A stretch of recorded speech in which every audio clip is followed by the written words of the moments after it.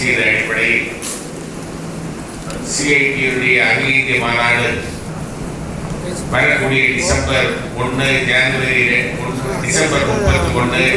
1, 2, 3, 4 தேதிகளில் விசாகப்பட்டினத்தில் நடத்துவது என்று சிஐடியு அகில இந்திய நிர்வாகிகள் கூட்டத்தில் முடிவாகி இருக்கிறது. அதைத் தொடர்ந்து சிஐடியுடைய மாநில மாநாடுகள் என்கிற முறையில் தமிழகத்திலேயே சிஐடி மாநில மாநாடு நவம்பர் மாதம் 6, 7, 8, 9 தேதிகளில் கோவையில் நடத்துவது என்று முடிவு செய்தது.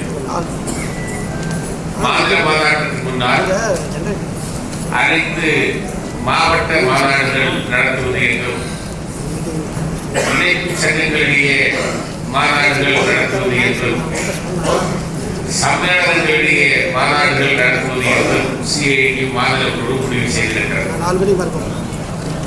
அந்த அடிப்படையில் நீங்களும் பங்கு பெற்று நடத்தக்கூடிய மாவட்ட மாநாடுகள் இப்போது தொடர்ந்து நடந்து கொண்டிருக்கிறது.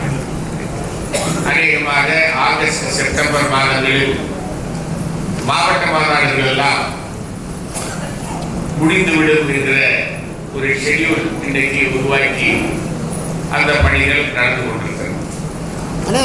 அதே போன்று சம்மேளன மாநாடுகள், மாநில சங்க மாநாடுகள் என்கிற முறையில் இன்று உங்களுடைய சம்மேளன மாநாடு தர்மபுரியில் துவங்கி இருக்கிறது. வரக்கூடிய 8, 9, 10 தேதிகளில் மின்னூழியர் மத்திய அமைப்பினுடைய மாநாடு கடலூரில் நடத்துவது என்று முடிவு செய்திருக்கிறார்கள். செப்டம்பர் 8, 9 தேதிகளில் ரயில்வே சங்கத்தினுடைய மாநாடு சென்னையில் நடத்துவது என்று முடிவு செய்திருக்கிறார்கள். இப்படி எல்லா அமைப்புகளும் மாநாடுகளை நடத்தக்கூடிய இந்த நடவடிக்கைகள் என்பது அடுத்த 2-3 மாதங்கள் நம்முடைய பிரதான பணிகளாக இந்த மாநாடுகள் நடந்து இருக்கிறது. இந்த மாநாடுகள் நடத்தக்கூடிய சூழல் காலம் என்பது மிக சிக்கலான காலம் என்பதைத்தான் தலைமை உரையின் தொடர் ஏஎஸ் அவர்கள் சுட்டிக்காட்டியிருக்கிறார்கள். எவ்வளவு சிக்கல்!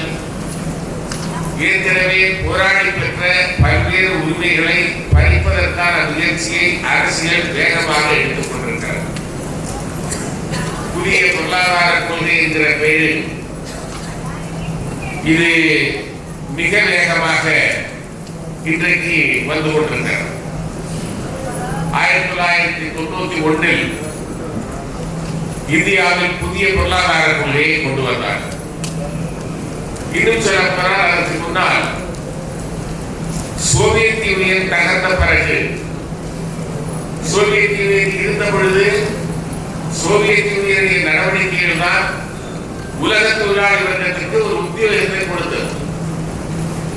தொழிலாளி வர்க்கத்திற்கு என்னென்ன செய்ய முடியும் என்பதை நிரூபித்து காட்டின ஒரு அமைப்பு சோவியத் யூனியன். அதனுடைய தாக்கத்தால் பல நாடுகளில் போராட்டங்களாக வெடித்து அந்த போராட்டத்தின் விளைவாக சோசியலிச நாடுகள் அல்லாத இடங்களிலேயும் தொழிலாளர் வர்க்கம் எழுப்பி இருக்கக்கூடிய கோரிக்கைகளுக்கு சரியான பதில் சொல்லவில்லை என்று சொன்னால் இங்கேயும் கம்யூனிஸ்ட் ஆட்சி வந்துவிடும் என்கிற பயத்தில் பல சலுகைகளை செய்தார். ஆனால் சோவியத் யூனியன் தகர்ந்த பிறகு உலக முதலாளித்துவம் என்ன கருதியது என்று சொன்னால் இனிமேல் எது கிடையாது, முதலாளித்துவத்தால் முடிந்தவரை சுரண்டுவதற்கான முயற்சியை எடுப்பதற்கான நல்ல வாய்ப்பு என்று கருதினார். சோவியத் யூனியன் தகர்ந்த உடனேயே ஜப்பானிய வரலாற்று ஆசிரியர் புக்கியாமா என்கிறவர் இனிமேல் இதுக்கு மேல் வரலாற்றின் கடைசி பகுதிதான் இது, இனிமேல் சோசியலிஸ்டுகள் கம்யூனிஸ்டுகள் இருக்க மாட்டார்கள் என்று சொன்னார். அதே போன்று தாட்சர் சொன்னார். பிரிட்டனிலேயே என்ன சொன்னார் என்று சொன்னார், அரசுக்கு இனிமேல் வர்த்தகம் செய்வது வேற அல்ல. அவங்க வார்த்தையில சொன்னா business of the government is not to do business.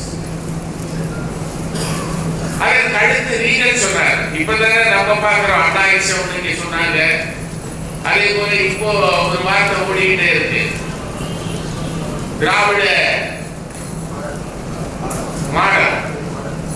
ஆனா அன்னைக்கு சோவியத் யூனியன் சிதறுண்ட பொழுது ரீகன் சொன்னார், அமெரிக்காவுடைய பிரதமராக பிரசிடண்டாக இருந்த ரீகன், அவர் என்ன சொன்னார் சொன்னா, ரீகனிசம் இனிமே அல்லாஹ் அப்படின்னார். ஆனா எதுவும் வரல. என்ன முயற்சி எடுத்தார் என்று சொன்னால், எப்படியாவது அதிகப்படியான சுரண்டலை அதிகப்படுத்துவதற்கு என்ன வழி, முதலாளித்துவம் தொழிலாளி வர்க்கத்தை எப்படி ஒட்ட சுரண்டுவது, வளர்ந்து வரும் நாடுகள் மீது எப்படி எல்லாம் தலையிடுவது என்கிற முறையில் தான் இந்த புதிய பொருளாதார கொள்கையை உருவாக்கினார். புதிய பொருளாதார கொள்கை இந்தியாவில் 91ல அமலுக்கு வந்தது.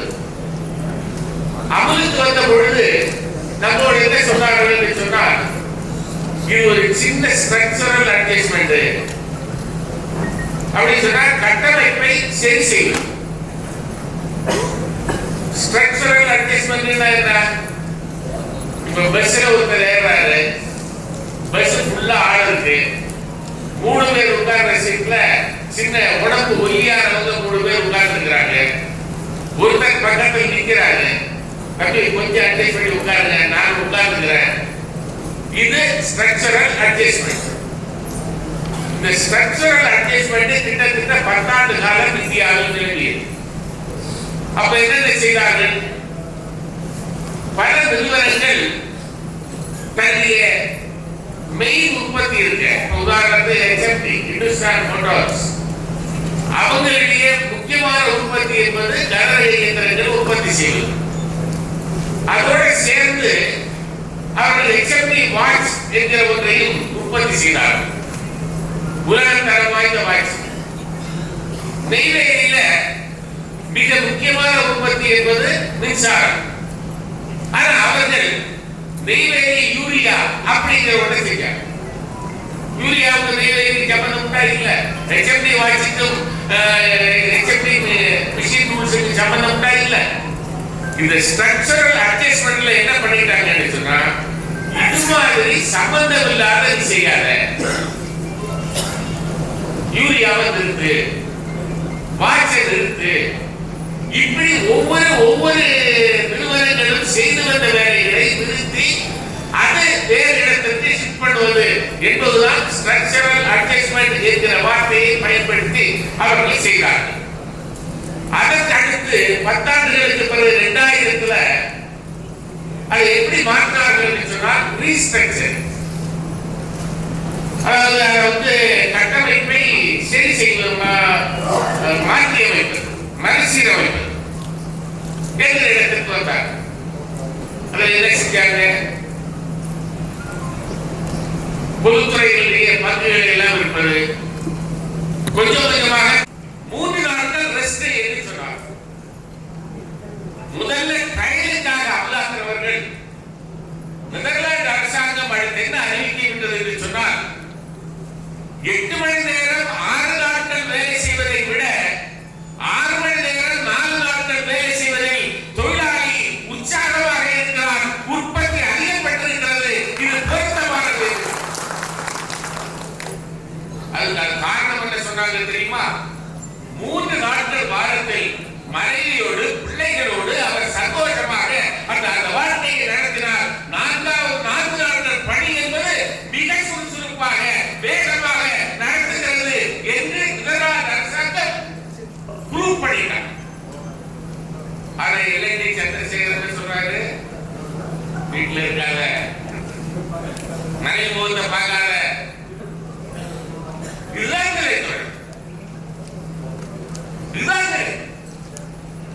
ஆகவே இந்த வேலையிலிருந்து நாம் எப்படி மாறுவது என்பதுதான் முக்கியமானது. கோடு முழுமையாக அமலாக்கினால் பிரச்சனை வரும் என்பதற்காக பீஸ் இப்ப தமிழக அரசுல கடந்த சட்டமன்றத்தில்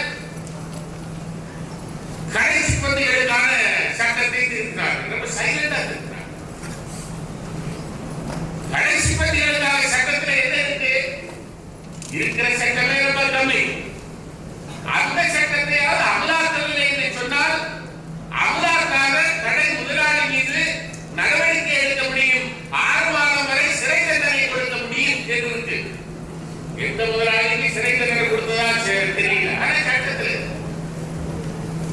அது கூட கொடுக்குறீங்க. ஒரு அமலாகாத கிளாஸ் சட்டத்துல இருக்கு கொடுக்கல, அந்த அந்த கிளாஸுக்கு சப்போர்ட்டிவா இருந்து சட்டத்துல இருக்குன்னு சொன்னா யாரு தண்டனை கொடுப்பது? இந்த இடத்துல இன்ஸ்பெக்டர் ஆஃப் ஃபேக்டரிஸ், அந்த இன்ஸ்பெக்டர் விசிட் பண்ணா, லேபர் இன்ஸ்பெக்டர் விசிட் பண்ணும்போது சட்டம் அமலாகவில்லை என்று சொன்னால் அந்த இன்ஸ்பெக்டர் தண்டனை வழங்கலாம். வேற எங்கேயும் போக வேண்டியது. கேரளாவில் இந்த பீரியடு பினராயி விஜயன் அரசாங்கம் கடைகளில் பணியாற்றக்கூடிய ஊழியர்களுக்கு அமர்வதற்கு ஸ்டூல் கொடுக்கணும் அப்படின்னு சட்டத்தை போட்டு அமலாக்கிட்டாங்க. தமிழ்நாட்டில் சிஐடியு கேரளாவை போட்டு இங்கேயும் கொடு என்று நம்ம கேட்டோம். உடனே ஸ்டாலின் அரசாங்கம் கண்ண பண்ணிட்டு எல்லாருக்கும் ஸ்டூல் கொடுக்கணும் அப்படின்னு சொல்லியாச்சு. நீங்க எல்லாரும் கடைக்கு போறவங்க எந்த கடையிலையாவது ஸ்டூல் இருக்கா? ஸ்டூடெண்ட் சேர்ந்து இருக்காது, வாங்க போறவங்க விற்கிறாங்க. அந்த இளம் பெண்கள் இளம் ஆண்கள் நின்றுட்டே தான் இருக்கிறாங்க. 8 மணி நேரம், 10 மணி நேரம், 12 மணி நேரம், 14 மணி நேரம் நின்று கொண்டே தான் இருக்கிறார்கள். இதனால் பல வியாதிகளை அவர்கள் சந்தித்துக் கொண்டிருக்கிறார்கள். எங்கேயும் அமலாகல. அந்த இன்ஸ்பெக்டர் ஷாம்பேட் எஸ்டாப்ளிஷ்மெண்ட் அமலாக்குவதற்கு போறாரு, பார்த்துட்டு தான் வராரு. எங்கேயும் சட்டம் அமலாக்காதனால எந்த முதலாளியும் கைது செய்யல, சிறையில் அடைக்கல. ஆனா அந்த சட்டத்தை கூட இருக்கக்கூடாது என்று முதலாளிகள் கருதுகிறார்கள். இப்போது திருத்திர ஷாம்பேட் எஸ்டாப்ளிஷ்மெண்ட்ல 2 இப்படி ஒன்னொன்னாக பீஸாக தனித்தனியாக எடுத்தால் தொழிலாளிக்கு கோபம் வராது. நமக்கு என்ன சிரமம்? ஷாம்பேட் எஸ்டாப்ளிஷ்மெண்ட்ல இருக்கக்கூடிய தொழிலாளி நம்ம இருந்தா நம்மால சேர்க்க முடியுதா? நான் முயற்சி எடுத்தா சேர்க்க முடியுமா? நிச்சயமாக முடியும். ஆனா நமக்கு நேரம் இல்லை, சேர்க்கவும் முடியல, அது பாட்டுக்கு போயிடும். ஆகவே அங்கிருந்து பிரஷர் வரல, நம்மளும் பேசாம இருக்கிறோம். நாம தேடி போகக்கூடிய ஏற்பாடு இப்போதைக்கு இல்லாத நிலை என்பது இப்படி ஒன்றொன்றாக நாம் பார்த்தா ஒன்றிய இப்ப பார்க்கிற ஒரு சட்டம் பீகார்ல தேர்தல் ஏற்கனவே மக்கள் தொகை குடியுரிமை கணக்கெடுப்பு என்று ஒன்று ஆரம்பிச்சாங்க. அனைத்து கட்சிகள் எதிர்த்தாங்க, நிறுத்திட்டாங்க. இப்ப என்ன சொல்றாங்க? பீகார் தேர்தலில் திரும்பவும் வாக்காளருக்கு பார்ப்பது சரிபார்ப்பது என்கிற முறையில் நம்ம ஒன்றும் புரியல. நம்ம இந்தியாவில் இருக்கிறோமா, ஏதாவது பைத்தியக்கார ஆஸ்பத்திரியில் இருக்கிறோமான்னு தெரியும். ஏற்கனவே ஒன்றிய அரசாங்கம் என்ன சொன்னது? எல்லாத்துக்கும் எது அடிப்படை, எது வேண்டும், இந்திய குடிமகன் என்று சொன்னால் ஆதார் அட்டை கையில் இருக்கும். சின்ன குழந்தைக்கும் ஆதார் அட்டை இருக்கும். ஆதார் அட்டை தான் சகலத்துக்கு சர்வரோக நிவாரணி சொல்லிட்டாங்க. இப்ப என்ன சொல்றாங்க? பீகார் தேர்தலில் ஆதார் அட்டை செல்லாது. சரி, வேற எது செல்லும்? தேர்தல் ஆணையம் ஒரு அட்டை கொடுத்திருக்கிறாங்க, வாக்காளர் அடையாள அட்டை. அது செல்லாது. சரி, எப்படியா பேர் சேர்க்கிறது? 82க்கு பின்னால பிறந்தவன் சொன்னா ஒரு அப்பா அம்மா குடியிருப்பு சான்றிதழ் வேணும். நடக்குது சாத்தியமா? 82க்கு அப்புறம் பிறந்தவன் இன்னைக்கு என்ன வயசு? கிட்டத்தட்ட 47 வயசான ஒருத்தன் இப்ப தன்னை வாக்காளர் அட்டைகளை சேர்க்கணும்னு சொன்னா நீ அப்பா அம்மா பிறந்த சர்டிபிகேட் வேணும்னு சொன்னா நடக்கிறதா? இது அரசாங்கத்திட்டே இருக்காரு. வேண்டுமென்றே திட்டமிட்டு நடந்துட்டு இருக்கு. தமிழ்நாட்டில் 6 லட்சம் பேர் பீகாரிஸ் இருக்கிறாங்க. அவங்களுக்கு அங்க ஓட்டு கிடையாது. அவங்களுக்கு எங்க ஓட்டு? தமிழ்நாட்டில். இப்ப நான் கேட்கிறேன், இந்தியாவில இருந்து துபாய்க்கு கொஞ்சம் பேர் வேலைக்கு போறாங்க. அவங்களுக்கு எங்க ஓட்டு? இந்தியாவில் தான். அங்க போட முடியாது. இதுக்குள்ள என்ன சரி இருக்கிறது? அரசியல் சரி இருக்கிறது.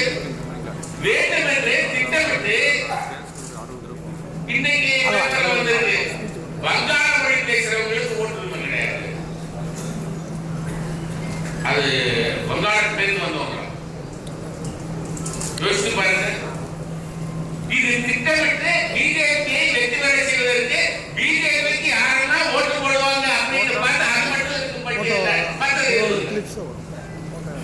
சரி, இந்த 6 லட்சம் பேர் பீகாரிஸ் இங்க வந்திருக்கிறாங்களே. வழக்கமா இப்போ நேற்று முந்தானேற்று பத்திரிகையில ஒரு செய்தி வந்தது. எப்படி வடமாநிலத்து மக்கள் இருக்கிறாங்கிறது ஒரு உதாரணம். யூபியில கங்கை நதியில தண்ணி ஏறி வீடுகளுக்குள்ள புகுந்து, வீடுகளுக்குள்ள புகுந்தா நம்ம என்ன செய்வோம்? உடைமைகள் போனாலும் பரவாயில்ல, உயிரை பாதுகாப்போடு போயிடும். ஆனா யூபியில என்ன நடந்திருக்குன்னு சொன்னா, இடுப்பளவு தண்ணி வீட்டுக்குள்ள வந்துச்சு. போலீஸ் அதிகாரி வீட்டுக்குள்ள ஃப்ரிட்ஜில் இருந்த பாலை எடுத்துட்டு வந்து கங்கை தண்ணியாச்ச அதுக்கு அபிஷேகம் பண்றாங்க. நீ என்ன செய்வீங்க? அந்த மாதிரி 6 லட்சம் பேர் வந்துருங்க. யோசிச்சு பாருங்க. அவருக்கு அங்க ஓட்டு இல்லைன்னு சொன்னா இங்க ஓட்டு கொடுத்தாலும் இல்ல. ஏற்கனவே ரேஷன் கார்டு கொடுக்கலான்னு இருக்கு. ரேஷன் கார்டு கொடுத்தாச்சு. தமிழ்நாட்டுடைய அரசியல் நிலையை மாற்றுவதற்காக ஒரு முயற்சியாக கூட இது இருக்கலாமா கூடாது? யோசிச்சு பாருங்க. பாவம், அவருக்கு ஒண்ணும் தெரியல, படிப்பறிவு இல்ல. ராம்நாத்னா உலகமே அதுக்குள்ளதான் இருக்குன்னு நினைச்சுட்டு நம்ம தோழர்களை பார்த்து தோழர் சொல்ற மாதிரி அவன் ஆளை பார்த்து ராம்நாத் ஜெய் ஸ்ரீராம் அப்படிங்கிறான். இவ்வளவு மோசம். இந்த தொழிலாளியை நாம் வென்றெடுக்க வேண்டுமா வேண்டாமா? நம்ம அவரை பார்த்து பொறாமப்படுறதில்ல, ஒண்ணும் தெரியலன்னு அப்பாவி நினைக்கிறதில்ல. 6.5 லட்சம் பீகாரிஸ் இங்க வந்திருக்கிற ஒரு பூராவும் தொழிலாளியாகத்தான் இருக்கிறார். நாம் பார்க்கிறோம், நம்ம கமெண்ட் அடிக்கிறோம். டீ கடையில போய் டீ கேட்டுனா ஹிந்தி தெரிஞ்சா டீ கடைக்கு போறதுன்னு சொல்றோம். ஆனால் அவர் தொழிலாளி, அவரை நாம் வென்றெடுக்க வேண்டும். அவரை ஜெய் ஸ்ரீராம் சொல்றதை தாண்டி தோழர் என்று சொல்ல வைக்க வேண்டும் என்கிற முயற்சி நாம் எடுக்க வேண்டிய காலம். அதுதான் முக்கியமானது. நமக்கு 1000 வேலைகள் இருக்கிறது, 1000 பிரச்சனைகள் இருக்கிறது. இருந்தாலும் கூட நம்மோடு சுற்றி பழகக்கூடியவர்களை நாம் தோழர்களாக மாற்றுவதற்கான முயற்சியை நாம் எல்லோரும் சேர்ந்து எடுத்தால்தான் இதிலிருந்து வெற்றி பெற முடியும். இந்த தேசத்தை பாதுகாக்கும். அது நடத்தாததால் இப்போது மதத்தை சொல்லி மற்றவைகளை சொல்லி எல்லாவற்றையும் சொல்லி மக்களை ஏமாற்றக்கூடிய ஒரு நிலையாக மாறியிருக்கிறது. எல்லாவற்றையும் யாரும் வடமாநிலத்தில் போய் மாடு வாங்கிட்டு வர முடியல. தெரியுமா உங்களுக்கு? வடமாநிலத்தில் இருந்து மாட்டை வாங்கி லாரியில ஏற்றினோம்னா 50 பேர் கும்பல் சேர்ந்துக்கிறா. வாங்க போறவங்க வாங்கிடும். எதனால? மனுஷனுக்கு பாதுகாப்பு இல்ல, ஆனா கோமாதாவுக்கு பாதுகாப்பு.